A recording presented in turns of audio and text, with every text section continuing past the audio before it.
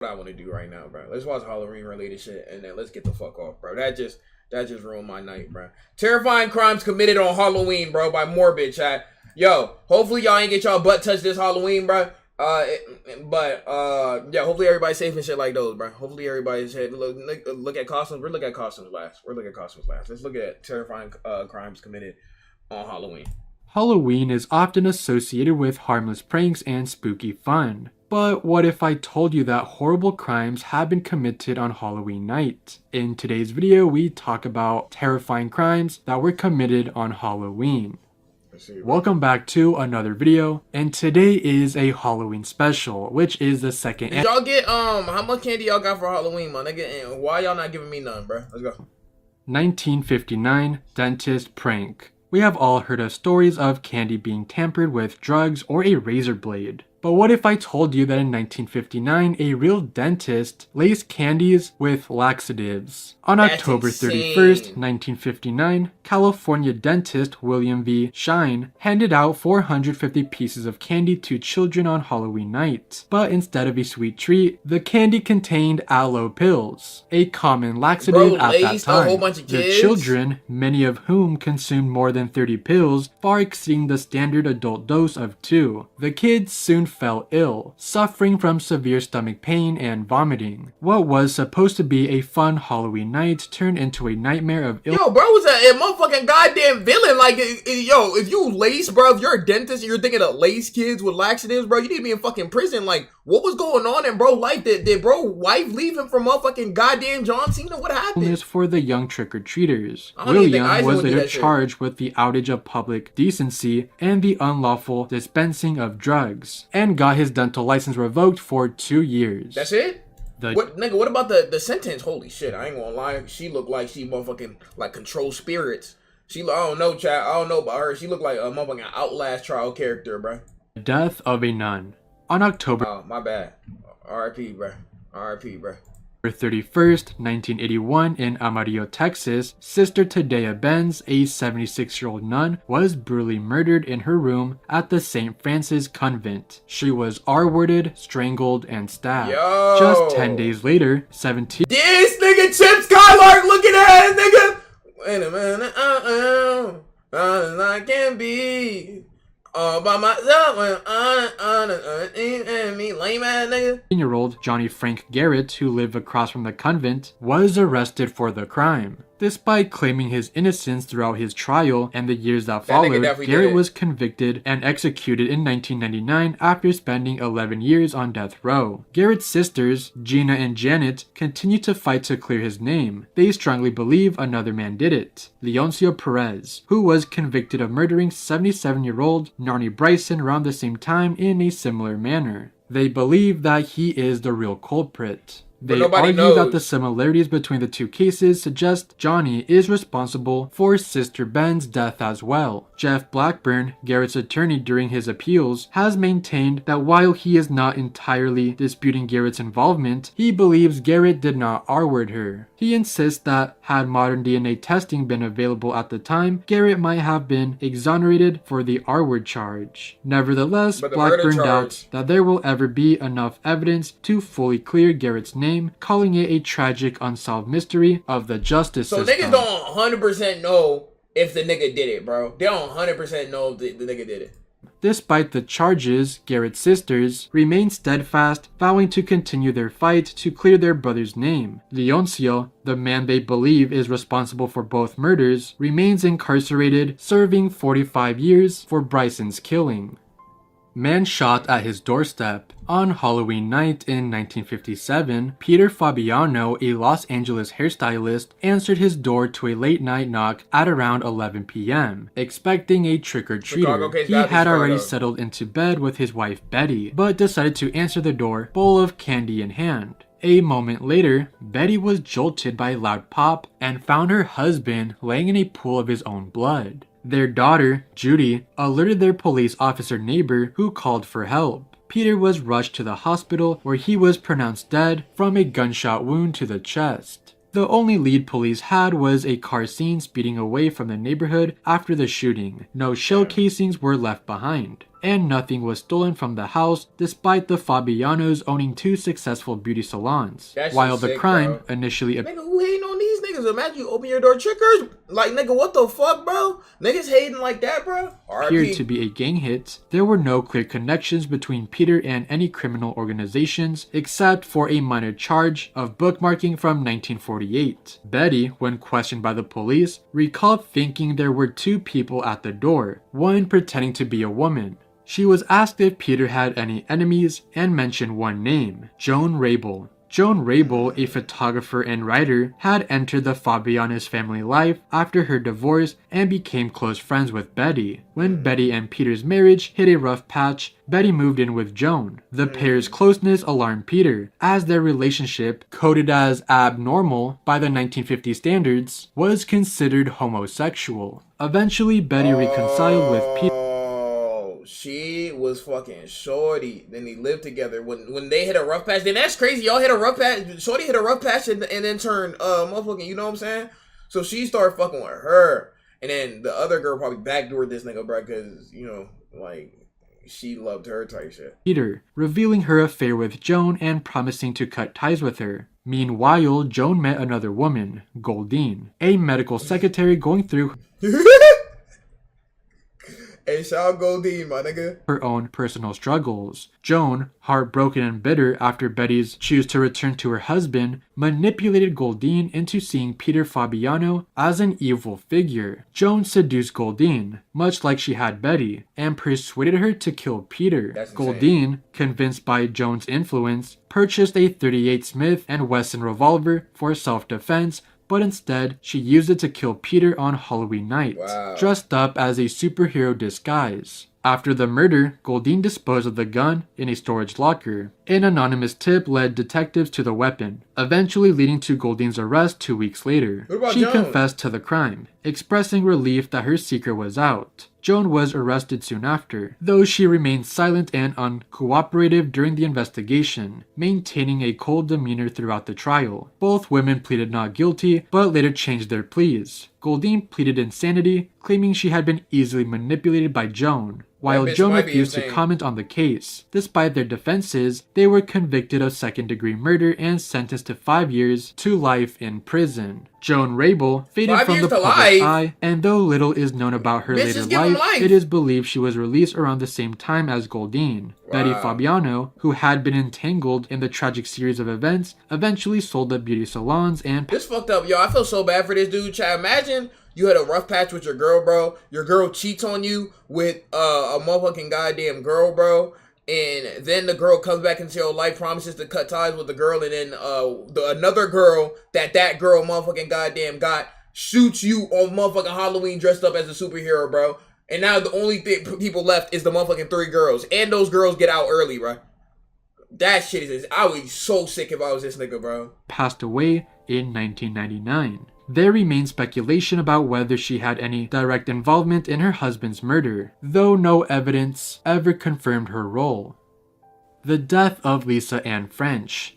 Lisa Ann French, a 9-year-old from Fond du Lac, Wisconsin, was brutally assaulted and murdered by her neighbor, Gerald Miles Turner Jr. on Halloween night in 1973. She had been trick-or-treating alone, dressed as a hobo, planning to attend a neighborhood Halloween party. Her friend, Ann Parker, had been grounded and couldn't join her, leaving Lisa to go out by herself. After stopping at a few homes for candy, Lisa made her way to Turner's house. Turner lured her inside, where he assailed her and killed her. According to his confession, Lisa stopped breathing during the assault. He claimed he tried to revive her, but was interrupted when his girlfriend arrived home from the Halloween party. Turner acted oddly during the girlfriend's brief visit, claiming he was sick before she left to visit her mother. After the girlfriend left, Turner placed Lisa's body and her clothing into separate bags. He then drove to Tachita, Wisconsin, and discarded her remains in a farm field, in an attempt to hide the evidence. Turner wore socks on his hands while handling the body and wiped down items like her shoes and jacket zipper. Lisa's mother became worried when the daughter missed her 7 p.m. curfew. By 10 p.m., a search party was organized to find Lisa, but the tragic truth about her fate would soon be uncovered. Damn. Turner's crime deeply affected the community, resulting in stricter trick-or-treating guidelines and the creation of Turner's Law. This law allows criminals who have been paroled or released from their prison sentences to be detained in mental institutions if they are deemed to have bro got straight out of prison and going straight to the mental ward. That sounds like, hey, I ain't gonna hold, that's tough. A substantial probability of committing another crime.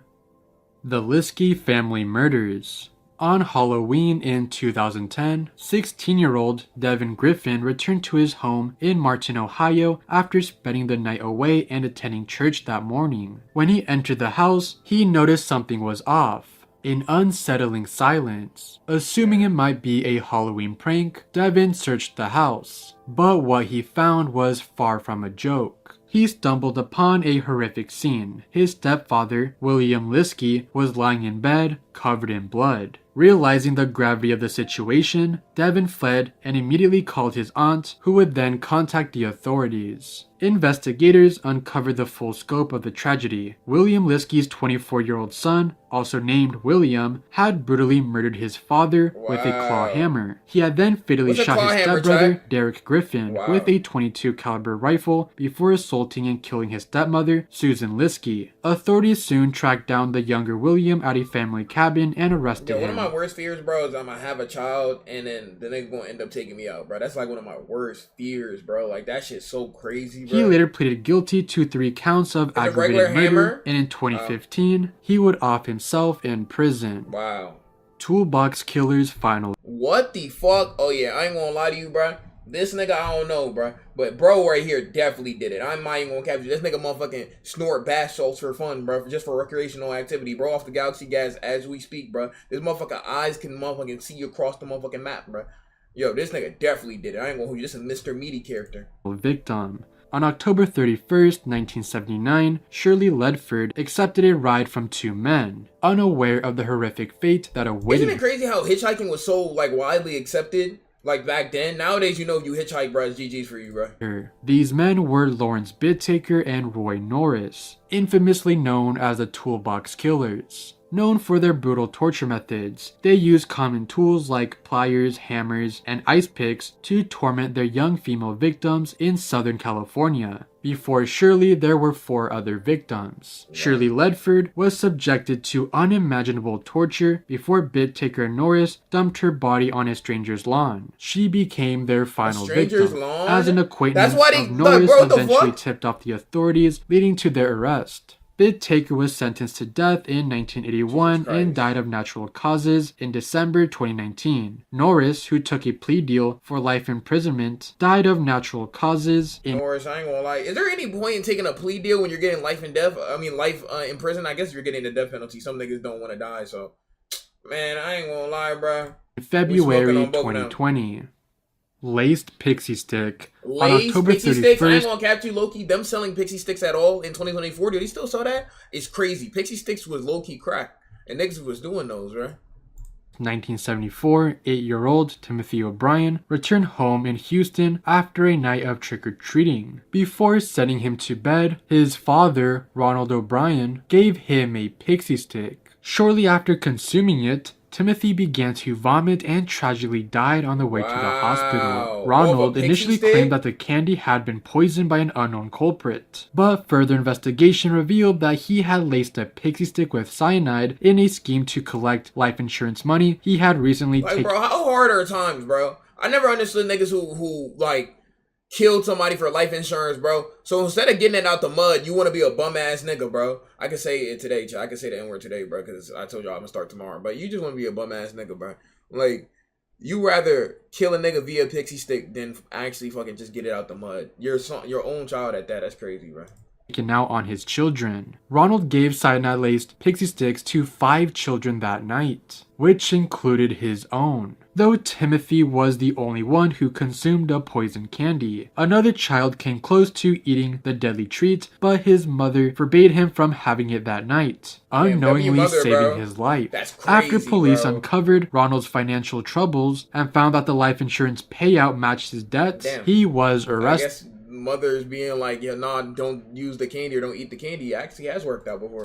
Although Ronald maintained his innocence, it took the jury less than an hour to convict him and just over an hour to sentence him to death. Parents across the nation were shaken by the tragedy, and the case became a cautionary tale about the dangers of Halloween candy. Ronald O'Brien was executed on March 31st, 1984, 10 years after his son's murder. That's crazy. Egging gone wrong. On Halloween night in egging and TPing, does that shit really exist? Fucking loser! Like, motherfuckers who really egging houses and TPing houses, bro. I thought that was a motherfucking High School Musical exclusive, bro. Euphoria High exclusive. Like, do people really do that? Why have I never seen nobody's house TP'd in real life or egged in real life? Like, why do people do that again to people? Like, because you don't give them candy, or why do people do that, bro? 1998, what began as a typical prank quickly turned deadly. Bronx resident Carl Jackson, 21 years old, was with his girlfriend to pick up her son from a party when their car was hit by an egg thrown by teenagers. Jackson got out of the vehicle to confront the group. As he returned to the car, one of the teenagers pulled out a gun and shot him in the head, killing him. Motherfuckers crashed out because y'all egged his car? Yo, I ain't gonna lie, bro. Young niggas were going crazy even back then, bro. He really crashed out because of that, bro. That's all it took? Man. Him instantly. Curtis Sterling, a 17-year-old, was later arrested and charged with second-degree murder and criminal possession of a weapon. He was convicted and sentenced to 20 years in prison. Jackson's mother reportedly sent Curtis a Halloween card each year with the message, "I'm glad you're still there," reminding him of the senseless loss of her son. Between 1984 and 2010, at least 24 people let them know how real it killed. Hey, you bum ass nigga. I know you still ain't. I know you remember this day, bitch. You still in the motherfucking prison on Halloween? Yeah, I know, bitch ass nigga. How you egging? Now you taking eggs up that? Like, bro, that's a real ass mother right there. Or seriously injured in Halloween egging incidents. But Carl Jackson's death remains as one of the most tragic ones. Chelsea Brooke. In late October 2014, Chelsea Brooke attempted a large Halloween party in Frenchtown Township, Michigan, dressed in a homemade poison ivy costume. The night took a sinister turn when Brooke, seen leaving the party around 3 a.m. with an unidentified man, suddenly vanished without a trace. For 6 long months, her disappearance haunted the community. As a massive search ensued, with over 1 million leaflets distributed in hopes of finding her. In April 2015, those hopes were shattered when Brooke's remains were discovered in a remote wooded area in Ash Township, roughly 12 miles from where she was last seen. Among the evidence recovered was DNA on part of Brooke's Halloween costume, which would lead police to Daniel Clay, a Newport, Michigan man with a criminal past. Clay a lot of the reasons why serial killers aren't as prominent now as back then is because it's like, nigga, it's like super. Back then, I felt like it was super easy not to get caught. Now it's like extremely easy to get caught. And DNA is why, bro. So it's just like, that's why I feel like a lot of like, there's still motherfuckers dying and shit like that, and there are people who still get away. But like nowadays, bro, like it's very like, you gotta really like motherfucking be on your P's and Q's not to get caught and shit. Was arrested in July 2016 after DNA evidence confirmed his connection to the crime. Initially claiming that Brooke's death was accidental, Clay confessed to having consensual sex with her, during which she allegedly asked him to choke her. According to Clay, she stopped breathing, and despite his attempts at CPR, he couldn't revive her. Panicking, Clay drove around for nearly an hour before dumping her body in the woods and covering it with tree branches. Despite Clay's attempt to spin the story, an autopsy revealed that Brooke had died from blunt force trauma. His explanation fell apart and Clay was charged with first-degree murder. In May 2017, after a lengthy trial, the jury found Clay guilty and he was sentenced to life in prison in July of that year. Rebecca Gay. Rebecca Gay, a 24-year-old single mother from Michigan, had decorated her home with scarecrows and was eagerly preparing to take her 3-year-old son, Conway, trick-or-treating on Halloween night. Yo, can we put in emo only, please? Can we put in emo only, please, bro? I only laugh because of the bodega in chat, bro. Yo, can we, yo, y'all niggas are so childish, bro. Can we emo only, please? Can we emo only, please? Jesus Christ, bro.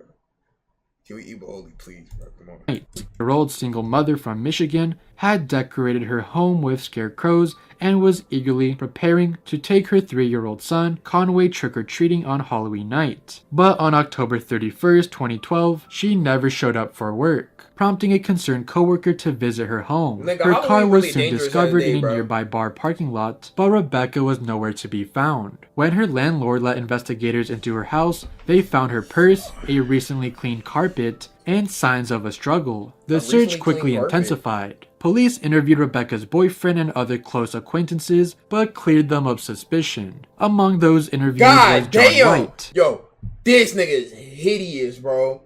Like, holy fuck, this nigga's hideous, bro. My heart just stopped for a second, bro. It's hideous, bro. A 55-year-old minister dating Rebecca's mother, Sally. Bro's a minister? He often watched Conway and claimed everything was normal the morning Rebecca disappeared. Detectives noticed a cut on White's nose, but he explained it away, saying that a shelf has fallen on him at his home. However, the case took a very dark turn when detectives dug into White's past and learned of his violent history. A polygraph test and search of his truck revealed damning evidence, a broken necklace and blood, confirming suspicions. White eventually confessed to murdering Rebecca after drinking heavily and fantasizing about necrophilia. He admitted Bro's a whole motherfucking goddamn minister doing this, bro. To entering her home, beating her with a rubber mallet, and strangling Mr. her Robinson, with a cable tie. That nigga do look like Mr. Robinson from motherfucking Gumball. This is a hideous nigga, bro. Before assaying her, White discarded Rebecca's body in a ravine and moved her car to mislead the police. Her remains were found and an autopsy confirmed ligature marks and evidence of assault. White pleaded guilty to second-degree murder in March 2013 and was sentenced to 56 years in prison. Just 4 months later, he would off himself in his jail cell. If you guys enjoyed this video, that was a good ass video from Morbid, bro. That was a good ass video. Yo, y'all be safe on. I'm saying y'all be safe on Halloween. Like Halloween wasn't like motherfucking like 1 hour ago, bro. But y'all be safe though, bro. Y'all be safe though out here, bro. Shit is very wild. Like motherfuckers really point blank shot, bro. In the middle of his own house, bro. That shit is sick. I ain't gonna cap to you, bro. Good video though, bro. Good video. All right. Last thing